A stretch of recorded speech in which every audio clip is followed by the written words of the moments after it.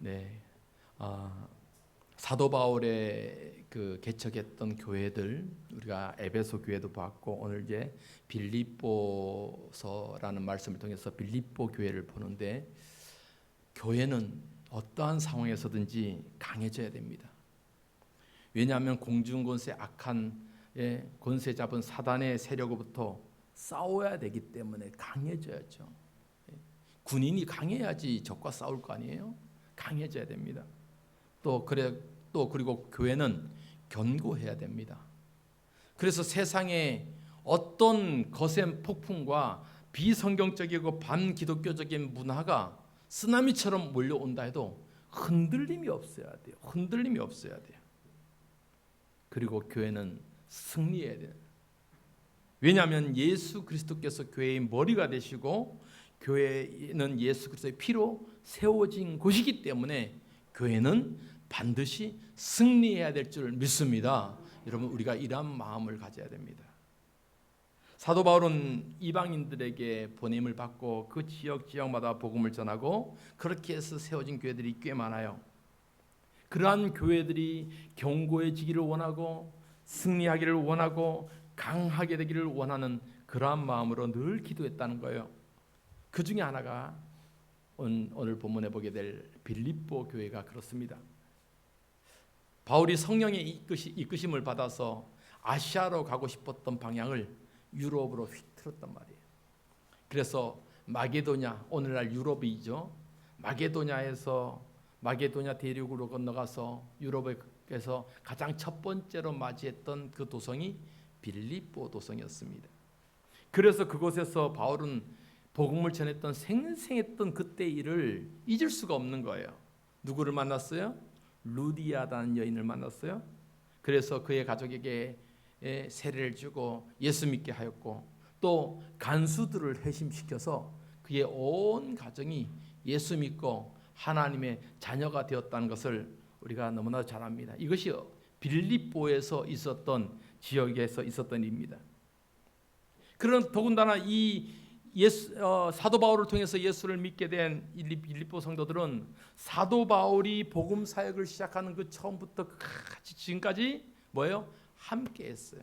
함께 마음을 같이 해서 사도 바울이 어느 곳에 전도하든지 간에 함께 기도하고 물질이 필요한 물질을 보내고 또 그렇게 마음을 함께 하면서 그렇게 복음을 전한 일에 동참했던 교회가 바로 빌립보 교회였습니다.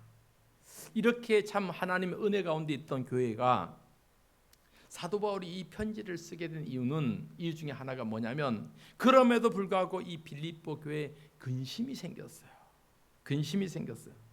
그 근심이 뭐냐면, 사도 바울이 지금 복음 증거하다가 유대인들을 고소를 당해서 어디에요? 로마 황제에게 재판을 받기 위해서 지금 로마에 와서 갇혀 있는 상태잖아요. 감금되어 있는 상태예요. 그러니까 여러분, 사도 바울이 지금 복음을 전하다가 감옥에 갇혀 있다. 이 빌립보 교인들 입장에서는 참 속상하고 어려움이 생긴 거예요. 여러분도 안 그렇겠어요? 제가 복음 증거하다가 경찰서에 갇혔다. 그럼 여러분들은 어떻겠어요? 그냥 다음 주부터는 저 강릉교회로 가야지, 이렇게 도망가 버렸어요? 아니면은 이거 빵이라도 만들어서 좀 갖다 사식이라도 넣어드려야지 그러겠어요? 어떻게 하겠어요? 모여서 더 기도하고 우리라도 성전을 지키자, 우리라도 예배를 지키자 하면서 더 기도해야 되겠습니까? 여러분, 지금 사도 바울도 마찬가지였습니다. 사도 바울이 갇혔다는 소식을 듣고 이 빌립보 교인 중에서 흔들림이 있었다는 거예요.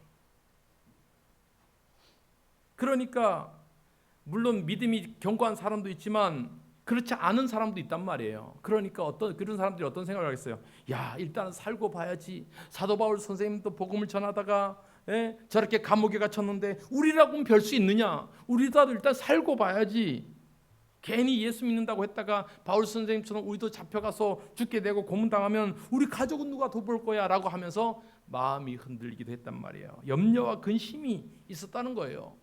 앞으로 어떻게 될 것인가? 사도 바울이 갇혀 있는데 앞으로 이 복음이 어떻게 될 것인가? 여러분, 그렇잖아요.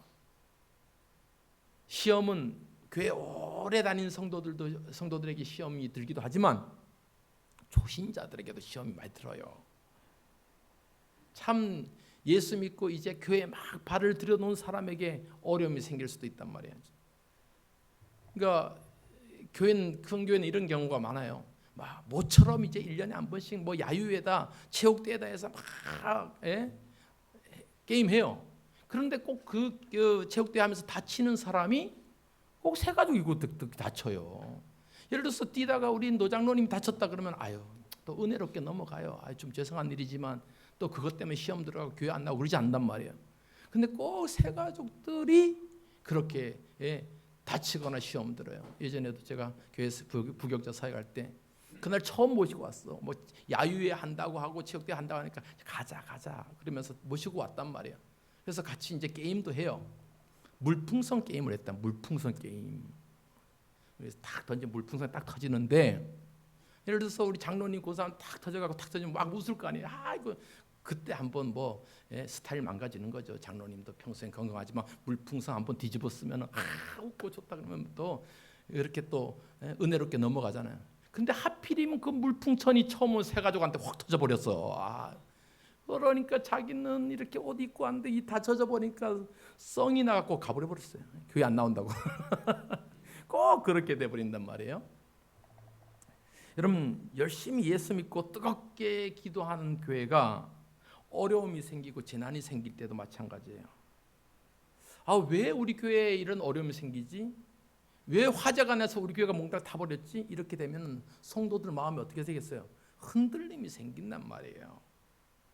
사도 바울이 지금 감옥에 갇혀 있는 상태에서도 빌립보 교회 성도들의 마음속에 그런 흔들림이 있었다는 거예요. 도대체 어떻게 될 것인가? 복음을 전하다가 저렇게 우리 바울 선생님처럼 감옥에 갇히게 되었는데 이제 어떻게 될 것인가? 우리 빌립보 교회도 어떻게 될 것인가? 이러한 걱정이 있었단 말이에요. 우리 교회도 문 닫는 거 아니야? 성도들 다 나가버리고 문 닫는 거 아니야? 이런 고민들, 불안한 마음을 갖고 있었단 말이에요. 그런데 그러한 상황에서 사도 바울이 지금 편지를 쓰고 있는 거예요. 그러면서 뭐라고 해요? 빌립보 성도들 잘 들어라. 지금 내가 이 감옥에 갇혀 있는 이것은 복음의 후퇴가 되는 것이 아니고 복음이 이제 끝난 것이 아니고 복음의 뭐가 되었다? 진전이 되었다라고 고백하고 있습니다. 할렐루야. 복음의 진전이 되었다. 자, 오늘 본문 12절 말씀 볼까요? 시작. 형제들아 내가 당한 일이 도리어 복음 전파의 진전이 된 줄을 너희가 알기를 원하노라. 아멘. 형제들아 내가 당한 일이 뭐예요? 로마 감옥에 갇혀 있는 그런 상태가 오히려 복음 전파에 뭐가 되었다 그래요? 진전이 되었다. 그러니까 지금 사도 바울이 유대인들의 고소에서 로마에 가서 갇혀 있고 더 이상 아무 활동 못 하잖아요. 예전처럼 왕성하게 막 선교지를 다니면서 복음 전가해야 되는데 그렇지 못하고 감금되어 있는 상태란 말이에요. 그렇게 본다면 그 현실과 상황만 본다면 억울하고 답답하고 이젠 끝났다 이렇게 생각이 들 수도 있단 말이에요. 그런데 지금 사도 바울이 처한 이 상황을 사도 바울은 비관적으로 보지 않았어요. 오히려 어떻게 봤어요? 긍정적으로 보고 더 나아가서 이러한 일들 통해서 하나님의 놀라운 역사가 일어날 것이다 라는 의미에서 무슨 단어를 써요? 복음 전파에 뭐가 되었다? 진전이 되었다는. 여러분 이 진전이라는 말은 제가 주석을 찾아보니까 프로코페라는 말이에요. 프로라는 말은 앞에 앞에라는 뜻이거든요. 그러니까 프로코페라는 말은 앞서 나가는 거예요. 이 단어가 어디서 유래됐냐면 전쟁을 하면은 본진이 가기 전에 미리 선발대가 가서 그 본진이 오기까지 길도 다 닦아놔야 되고 본진이 확 밀어오게끔 준비를 다 하는 것을 선발대라 그래요.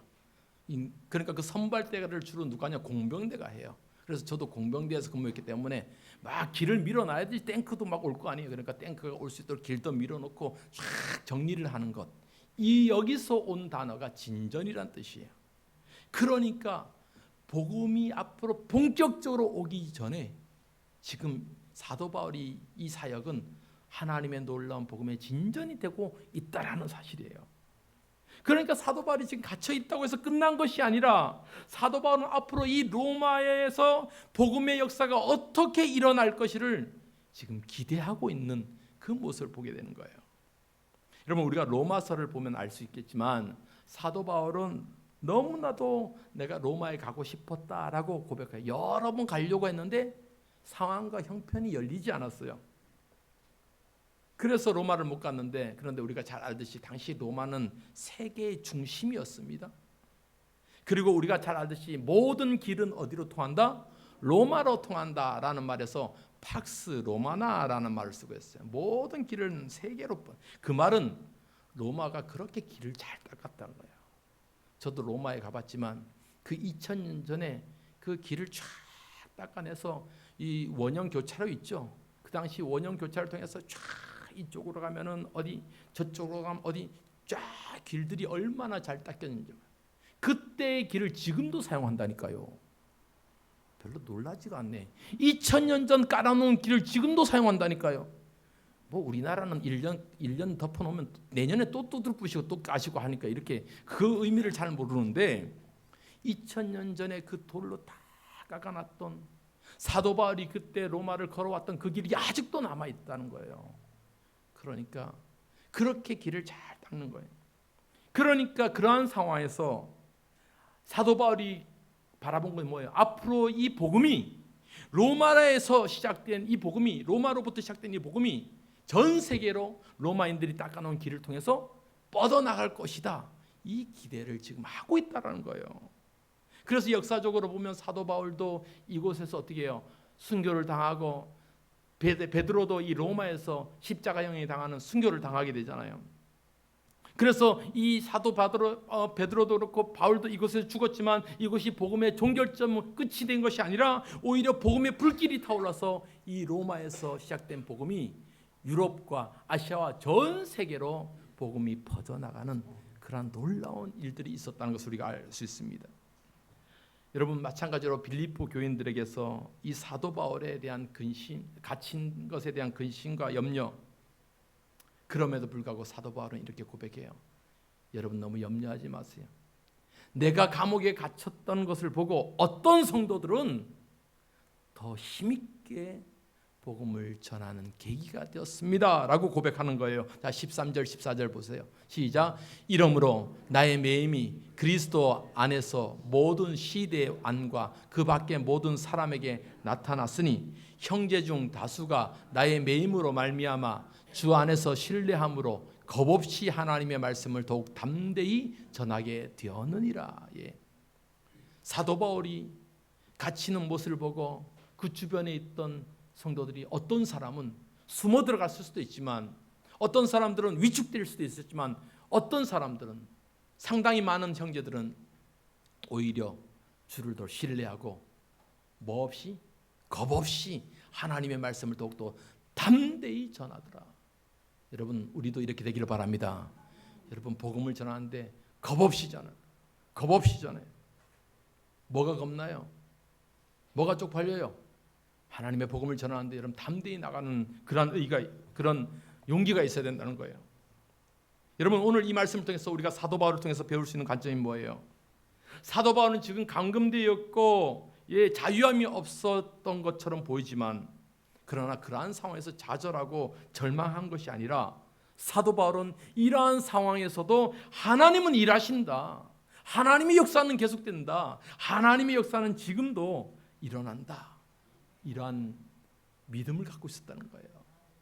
여러분, 지금 당장의 현실이 중요한 것 같아도 별로 중요하지 않습니다.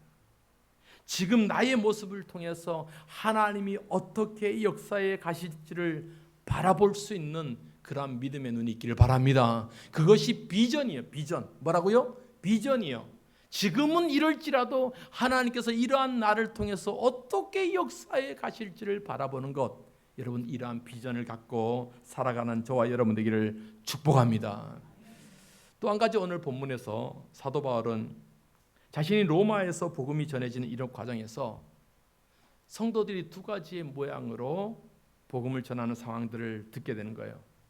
즉, 어떤 성도들은 투기와 분쟁으로 예수를 전하고 어떤 사람은 착한 뜻으로 예수를 전한다라고 고백하고 있습니다. 15절 말씀이죠. 15절 볼까요? 시작. 어떤 이들은 투기와 분쟁으로, 어떤 이들은 착한 뜻으로 그리스도를 전파하나니. 투기와 분쟁으로 그리스도를 전파한다. 도대체 무슨 의미입니까? 또 17절에 보면은 다툼으로 그리스도를 전한다 그래요. 17절 보세요. 17절 시작. 그들은 나의 매임과 괴로움을 더하게 할 줄 생각하여 순수하지 못하게 다툼으로 그리스도를 전파한다. 도대체 투기와 분쟁으로 다툼으로 그리스도를 전파한다는 것은 무슨 의미일까? 어떤 상황일까? 저도 좀 이 말씀 보고 이 말씀 구절을 보고 참 묵상하게 됩니다. 도대체 어떤 의미였을까? 주석도 찾아보면서 도대체 그리스도를 전파하는데 다툼으로 분쟁으로 그러한 것이 도대체 무슨 의미였을까? 사도 바울이 이 글이 무슨 의미였을까? 그런데 사도 바울이 지금 갇혀 있는 상황이잖아요. 그러한 상황에서 복음을 전하는 성도들이 어떤 의도를 갖고 복음을 전하느냐를 이야기하고 있는 거예요. 어떤 의도를 갖고. 여러분 혹시 우리가 인간은 어떤 행동을 하기 전에 뭘 먼저 가져요? 의도를 먼저 갖잖아요. 내가 쟤를 한 대 때려야 되겠다라고 하기 전에 내 마음속에 뭐가 생겨서요? 미움의 마음이 생겨서 때리는 거잖아요. 의도를 갖는 거예요. 여러분 예를 들어서 우리가 교회를 온다고 해도 정말 순수하게 은혜 받고 예수님 만나서 눈물 흘리며 하나님을 신뢰하고 그렇게 예배당에 오는 사람도 있습니다. 그러나 아직까지 은혜가 임하지 못해서 그냥 흉내만 내는 사람들이 있어요, 없어요? 있어요. 다른 의도를 갖고 오는 사람이 있어요. 제가 사역했던 섬겼던 교회에서 우리 소강성 목사님은 그래요. 늘 그 책에서 자기는 중학교 때 여자친구 사귀려고 여자 꼬시려고 교회 갔다고 그런 얘기를 해요. 그러다가 은혜 받아서 예수 믿게 된 거죠. 그런 의도가 있잖아요. 그런 의도가. 내가 어떤 의도로 갖고 왔는지. 여러분 큰 교회에 있어 보니까 어떤 사람은요. 장사 속으로 교회 오는 사람이 있어요. 장사 속. 야 여기 와서 성도들 잘 관계해서 장사해야겠다. 또 어떤 사람들은 그걸 투표 선거텔만 내면은 나오는 정치적인 목적을 갖고 교회 오는 사람들이 있단 말이에요. 그런 의도를 갖고 온단 말이에요. 그러한 의도가 순수하지는 않아요. 그래서 17절의 말씀 보면은 다툼으로 그리스도를 전파한다라는 말은 이 다툼이라는 말은 참 재밌는 단어예요. 찾아보니까 어떤 말이냐면 이 다툼이라는 말이 양털로 실을 짰는다 이런 뜻이거든요. 양털. 다툼. 양털로 실을 짜갖고 그 뭐예요? 그러니까 양털을 짜서 장사하는 사람을 얘기하는 거잖아요. 그러니까 배를 짜갖고 장사하듯이 양털을 짜갖고 장사하는 사람 그 장사치를 얘기하는 의미거든요. 이 다툼. 그러니까 장사치를 한번 보세요. 하루 먹고 하루 살고 장을 떠돌아다니면서 장사하는 사람들 오늘 장사하고 가면 그만이요. 내일 안 봐. 그런 모습으로요. 한 번 보면 안 볼 사이로 그냥 대충 흉내만 내는 것처럼 그렇게 그리스도를 전파한다 이 말이에요. 그런데 사도 바울이 왜 이러한 표현을 했을까 하면 사도 바울이 당시에 복음을 전하고 감옥에 갇혔어요. 이 사도 바울의 영향력은 굉장히 큰 거예요. 그런데 이 사도 바울의 복음을 듣고 어떤 사람들은 많은 사람들이 자신의 욕심을 또 자신의 정치적인 목적을 개인적인 생각을 이용하려고 그렇게 복음을 전했던 사람도 있었단 말이에요. 그러니까 사도 바울의 영향력과 복음을 이용했던 사람들. 그러니까 순수한 의도가 있지는 않았지만 그러한 모습들 다툼으로라도 그러한 모습으로 그리스도를 전했던 그러한 사람들이 있었다는 거예요. 이러한 모습을 이러한 이야기를 들으면 사도 바울 입장에서는 화가 날 수밖에 하잖아요. 저놈들 하나님 믿어도 똑바로 믿어야지 말이 막 그러면서 화낼 만도 하잖아요. 그런데 그럼에도 불구하고 사도 바울이 오늘 본문에서 뭐라고 하냐면 야 내둬라 냅둬 저러다가 제대로 예수 믿겠지 라는 마음으로 야 내버려둬라 그래도 저 사람들을 통해서라도 그리스도를 전파하는 것이 거기가 어디냐 라는 마음으로 그들을 수용하는 장면이 오늘 18절 말씀에 나오는 거예요. 자 18절 볼까요? 시작. 그러면 무엇이냐 거칠애로 하나 참으로 하나 무슨 방도로 하든지 전파되는 것은 그리스도니 이로써 나는 기쁘고 또한 기뻐하리라. 여러분 참 이 말씀을 보면 사도 바울의 그릇을 알 수가 있어요. 사도 바울은 복음에 확실한 사람이거든요. 조금도 허용하지 않아요. 베드로도 약간 가식적인 모습을 받다가 사도 바울한테 된통 혼난 적이 있거든요. 확실한 사람이에요. 그런데 불순한 의도를 갖고 그리스도를 전하고 막 그러한 사람들조차도 지금 허용하는 거예요. 야, 놔둬라. 그들이 어떠한 모습으로 하든지 결국은 그들을 통해서 전파되는 것은 그리스도다 얘기를 하는 거예요. 그들을 통해서 나타나는 것은 그리스도다. 결국은 여러분 쉽게 보면 이런 거 아니겠어요? 하나님, 우리 예수 잘 믿는 사람이 복 받는 것이 하나님의 영광 놀라는 건데 왜 저렇게 안 믿는 사람이 잘 돼요? 그리고 저렇게 못된 사람이 막 자기 예수 믿는다고 하면서 하니까 오히려 하나님 더 욕되게 하는 거 아니에요? 우리가 이런 답답한 마음을 가질 수가 있잖아요. 그런데 하나님의 역사는 정확한 거예요. 그렇게 나쁜 의도로 생각했던 사람이 어느 하나님의 심판을 받아요. 징계를 받아요. 그러면 우린 뭐라고 해요? 하나님은 공평하시다. 역시 하나님은 오차가 없어요. 역시 하나님은 실수가 없어요. 결국은 누가 드러나요? 하나님이 드러나는 거예요. 결국은 하나님이 살아있음을 보여주는 거예요. 그러니까 하나님의 살아있음이 성도들에게만 보여지는 것이 아니라 악인들을 통해서도 누가 나타나요? 하나님의 살아계심이 나타난다는 거예요, 여러분. 그러니까 지금 사도 바울이 그 얘기를 하는 거예요. 결국 어떤 상황에서도 증거되는 것은 누구다? 그리스도다. 그리스도다. 우리의 생각으로는 좀 아닌 것 같아도 하나님은 악으로서 선을 갚으시는 하나님이다. 여러분 이 말씀 우리가 창세기 50장에 보면 잘 볼 수 있잖아요. 그 형들이 요셉을 죽이려고 별의별 짓을 다 하고 구덩이에 빠추고 죽이려고 했지만 나중에 형들을 다시 만난 요셉이 뭐라고 해요? 나를 죽이려 했던 당신들의 악한 의도조차도 하나님은 선으로 바꾸셨습니다. 하나님은 선으로 바꾸셨습니다. 이 말씀을 하시잖아요. 자, 창세기 50장 20절 시작. 당신들은 나를 해하려 하였으나 하나님은 그것을 선으로 바꾸사 오늘과 같이 많은 백성의 생명을 구원하게 하시려 하셨나니.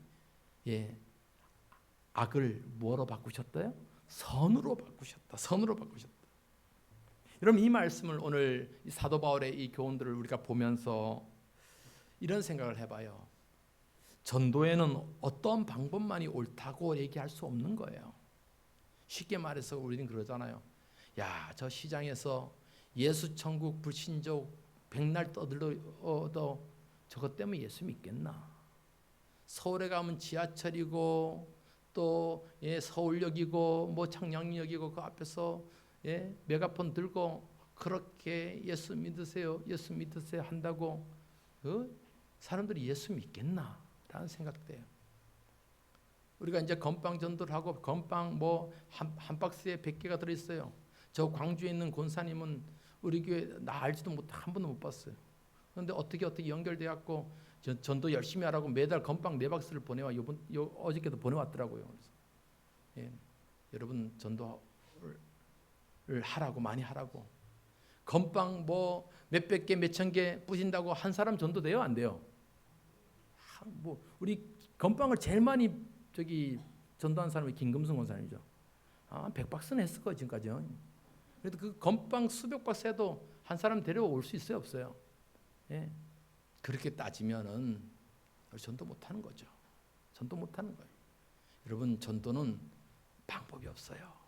하는 거예요. 건빵을 100박스를 뿌리든 1000박스를 뿌리든지 어떤 상황 속에든지 우리가 그것이 맞다 틀리다 할 수가 없는 거예요. 그럼을 통해서 결국은 누가 나타나요? 그리스도가 나타나는 거예요. 그리스도 나타나는 거예요. 여러분 교도소 선교를 하는 목사님들 가끔 이야기를 하다 보면은 교도소에 화요일마다 기독교 예배가 있어서 맨날 빵 만들어 갖다 줘요. 교도관들이 그 빵 예배드리러 온 사람들을 뭐라 부르냐면 기천불 성도라고. 기천불 성도. 왜냐하면 화요일 날은 기독교 예배드리고 수요일 날은 천주교 미사드리고 목요일 날은 불교 예불을 드린대요. 그 사람들이 매일 거기 와요. 뭐 먹으러? 빵 얻어 먹으러 온다는 거. 그래서 교도관들이 그들 보면 야 저것들은 뭐 신앙 있는 줄 알아? 기천불이야 기천불 이렇게 이제 조롱거린다 그래요. 근데 여러분 한번 생각해 봅시다. 그렇게 빵을 먹으러 오든 떡을 먹으러 오든 그럼을 통해서 누가 증거돼요? 그리스도가 증거되는 거예요. 그리스도 증거되는 거예요. 우린 정말 이 말씀을 보고 다시 한번 생각해 봐야 돼요. 과연 사도 바울이 그 사람들이 어떤 의도를 갖고 있었던지 간에 결국은 누가 증거되는 거예요? 그리스도가 증거되는 거다. 우리의 의도를 넘어서 우리의 모양을 넘어서 하나님이 역사하신다 이 말이에요. 그러니까 방법이 중요하지 않아요. 방법은 그 다음에 따져오는 거예요. 여러분 오래전에 여러분들 다 보셨을 거예요. 미션이라는 영화를 보셨을 거예요. 필리핀 원주민들을 사역하는 선교사들이 어느 날 군인들이 그 원주민들을 다 죽이려고 총을 들고 그 원주민들을 향해서 다가와요. 그때 한 선교사님은 나가서 싸워야 된다. 불의한 것에 대해서 맞서서 싸워야 된다. 그들에게 화를 쏘고 칼로 싸워야 된다 라고 나갔지만 또 한 선교사는 어떻게 안 된다. 우리가 어떠한 일이 있어도 그들과 맞서 싸우면 안 된다. 기도해야 된다. 앉아서 이 자리에 앉아서 죽는 날이 있어도 우리는 기도해야 된다. 이 두 선교사의 결론이 갈라지잖아요. 그러면서 그 영화가 우리에게 던져주는 많은 과제가 있잖아요. 누가 맞느냐? 여러분 둘 다 맞는 거예요. 정답이 어느 한쪽이 있지 않아요. 이 방법도 저 방법도 결국은 누가 드러나는 거예요? 하나님이 드러나는 거예요. 예수 그리스도가 드러나는 거예요. 여러분 하나님의 역사는 우리보다 크다는 것을 우리가 기억할 수 있기를 바랍니다. 아무리 내 생각에 불가능한 것 같아도 하나님은 그 가운데서 기적을 만드시는 분이에요. 사도 바울은 그러한 하나님을 절대적으로 신뢰했다는 거예요. 왜 그래요? 사도 바울 자신이 그러한 삶에서 예수 믿게 되었잖아요. 우리가 잘 알듯이 사도 바울이 회심하기 전에 얼마나 악한 사람이었어요. 유대인 중에 유대인이었고 예수 믿는 사람 골라 잡아서 감옥에 가두고 죽게 하고 얼마나 예수 믿는 사람 입장에서는 정말 철천지왼수가 사도 바울이었잖아요. 그런데 그러한 사람도 하나님이 만나 주셔서 어떻게 됐어요? 예수 믿는 사람. 이만저만 예수 믿는 사람이 아니죠. 이방의 선교사로 엄청난 역할을 했잖아요. 엄청난 역할. 결국 우리의 생각으로 보면은 야 저런 인간도 하나님 백성 될 수 있을까? 야 저런 사람도 천국 갈 수 있을까라고 생각해도 그것은 모를 일이요. 하나님이 하시는 거예요. 하나님이 하시는 거예요. 사도 바울은 자신의 삶이 그랬던 것을 너무 잘 알기 때문에 야 너무 염려하지 말아라. 이런 사람도 있고 저런 사람도 있지만 결국에는 그것을 통해서 드러나는 것은 누구다? 그리스도다. 여러분 그렇기 때문에 우리가 삶의 목적이 늘 예수 그리스도를 전도하는 전도의 도구로 예수 그리스도를 드러내는 그런 사용의 도구로 쓰임받는 우리 사명교회 성도들 되기를 주님 여러분 축복합니다. 여러분 마지막으로 이 사도 바울이 자신이 처한 그런 삶의 모습을 보면서 지금 감옥에 갇혀 있잖아요. 그러면서 이제 끝났다 절망적이다라고 한 것이 아니라 소망의 삶을 우리에게 보여주고 있습니다. 소망의 삶. 여러분 로마에 지금 감옥에 갇혀서 1차 판결이 어떻게 했어요? 2년간 감금되어 있는 상태예요. 1차 판결이. 그런데 재판의 상황에 따라서 어떻게 달라질지 몰라요. 당장 하루아침에 여는 사형이다. 그래서 다른 순교달처럼 로마의 콜로세움에 가서 사자들이 밥이나 되거나 불로 태워지는 그러한 순교를 당할 수도 있어요. 실제로 사도 바울이 이후에 어떻게 순교당했습니까? 로마에서 단두대에서 목이 달려지는 그러한 순교를 당했던 것을 우리가 잘 압니다. 그러한 상황에서 사도 바울은 왜 죽음이 두렵지 않았겠어요? 그런데 오늘 본문의 말씀 보니까 오히려 죽음을 초월한 믿음의 모습을 보여주고 있다. 그 고백이 뭐냐? 사는 것도 은혜지만 죽는 것도 내게는 유익하다라는 말씀 보여주는 거예요. 자, 빌립보서 1장 21절로 시작. 이는 내게 사는 것이 그리스도니 죽는 것도 유익함이라. 아멘. 사는 게 좋습니까? 여러분 죽는 게 좋습니까? 한번 솔직하게 대답해요. 사는 게 좋아요? 죽는 게 좋아요? 다 사는 게 좋대. 그럼 안 죽으려고요. 그러니까 3대 거짓말이 있어요. 늙으면 난 빨리 죽어야지. 이거 다 거짓말입니다. 여러분 오래 살고 싶어하는 욕망이 있는 거예요. 쉽지 않은 질문이에요.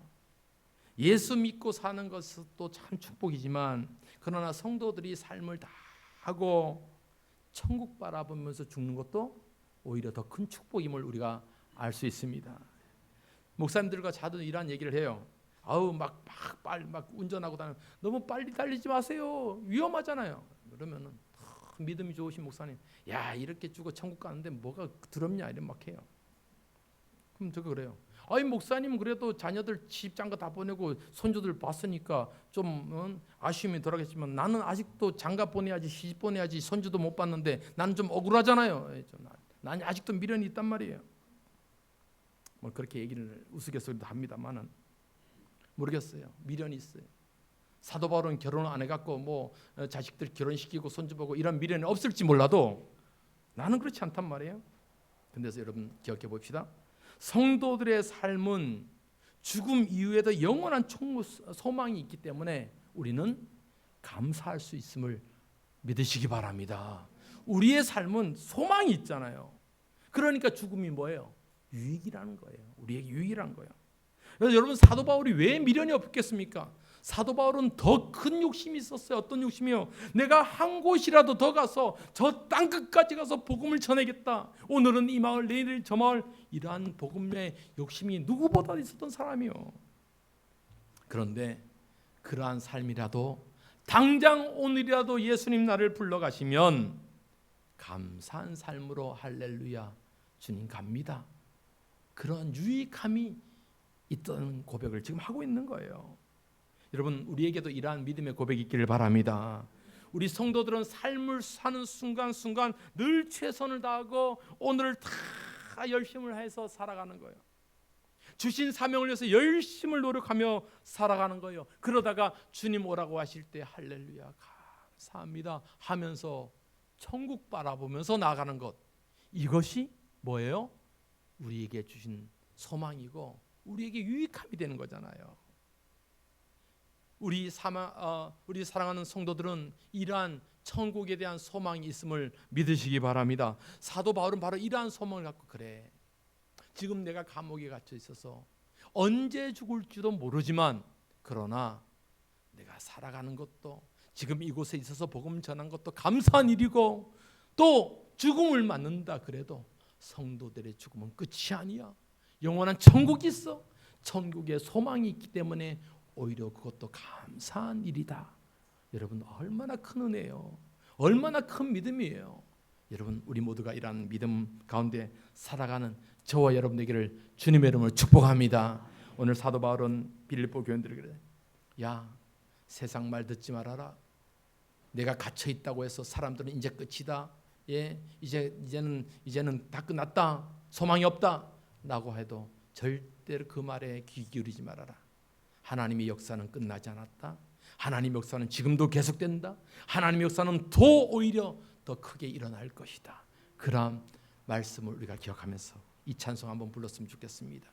모든 것이 끝났다고 말하는 사람은 믿지 말고 하나님은 아직도 우리에게 시선을 떼지 않고 있다. 이 말씀 우리가 찬송으로 한번 불러보겠습니다.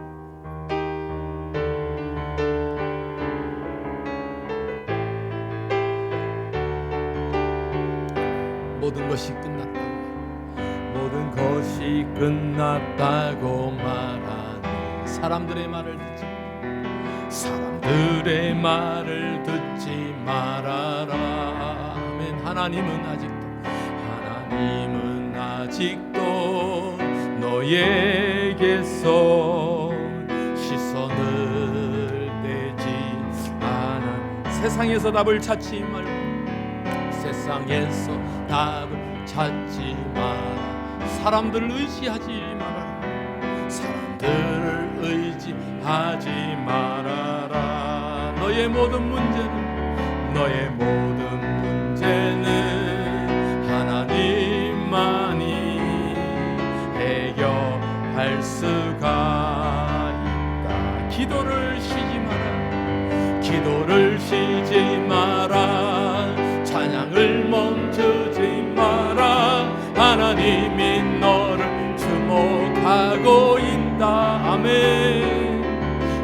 예배에 집중하라.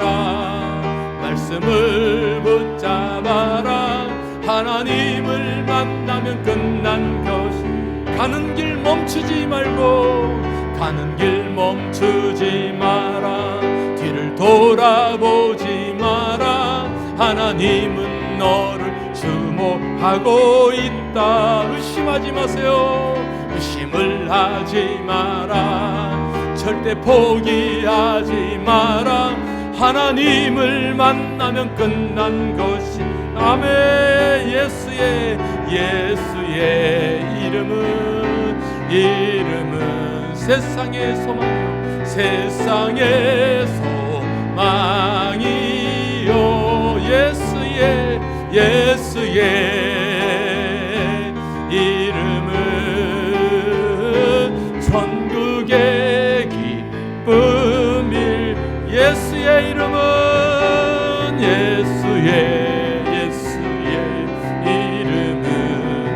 이름은 세상의 소망이요. 아멘. 예수의 이름은 전국의 기쁨일. 아멘. 그렇습니다. 오늘 사도 바울의 가침으로 많은 사람들이 하나님 동요하고 절망하고 흔들림이 있었습니다. 그러나 사도 바울은 이렇게 고백합니다. 나의 이 상황은 오히려 복음의 진전이 된다. 복음을 더 크게 복음이 전할 수 있는 기회가 된다. 여러분, 오늘날 이 시대를 보면서 우리의 삶의 모습이 하나님 쪼그라들고 위축되어 있어도 하나님 이 상황에서 우리가 절망하지 않고 오히려 복음의 전진을 이뤄갈 수 있는 우리 사명교회가 되게 축복하여 달라고 합심해서 함께 기도하겠습니다. 주여 아버지 하나님, 그렇습니다. 이 시대의 상황이 복음을 가로막고 아버지 점점 어두워져가고 이젠 끝났다, 전도는 끝났다, 아버지의 복음은 끝났다, 부흥은 끝났다, 이렇게 말하는 아버지의 시대 속에서, 그러나 아버지 하나님 예수 그리스도는 살아있습니다. 하나님은 살아계십니다. 하나님의 역사는 살아계십니다. 그러한 아버지 하나님의 은혜로 아버지 하나님이여 그러한 복음의 전진으로, 복음의 전진이 있음을 우리가 기억합니다. 복음의 진전으로 아버지 나가는 우리 사명교회가 되게 도와주시고 우리 한 사람 한 사람 중에서 그러한 하나님의 놀라운 역사가, 하나님의 놀라운 살아계심이 있게 하여 주옵소서. 위축되지 않고 머물리지 않고 오히려 복음의 역사가 일어나게 하여 주옵소서. 주여 믿습니다. 주여 믿습니다. 하나님 아버지, 하나님 아버지, 우리 사명교회가 그러한 복음의 진전이 있는 교회로 쓰임받게 하여 주옵소서. 예수님의 이름으로 기도하옵나이다. 아멘.